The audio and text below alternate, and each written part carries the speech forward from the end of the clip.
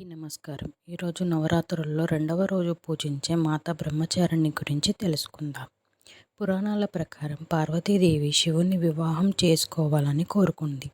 ఆమె తల్లిదండ్రులైన మేనకా హిమవంతులు అది దుర్ఘటమైన కోరిక అని చెప్పినా ఆమె పట్టుదలతో శివుని కోసం 5000 ఏళ్ళు తపస్సు చేసింది. తారకాసురుడనే రాక్షసుడు శివ సంతానం చేతిలో తప్ప చనిపోకుండా వరం పొందాడు. సతీదేవి వియోగంలో ఉన్న శివుడు తిరిగి వివాహం చేసుకోడని, ఆయనకు సంతానం కలిగే అవకాశం లేదు కాబట్టి ఆ రాక్షసుడు అలా వరం కోరుకున్నాడు.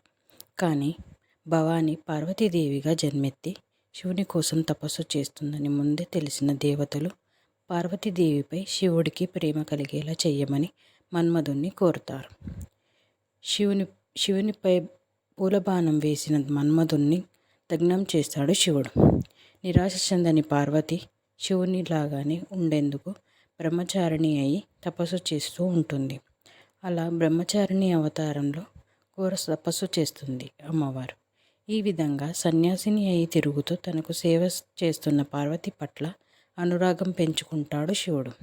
కానీ సతీదేవి తప్ప ఇంకెవరు తన భార్య కాలేరని భావించి శివుడు తన గురించి తానే పార్వతీదేవికి తప్పుగా చెప్తాడు.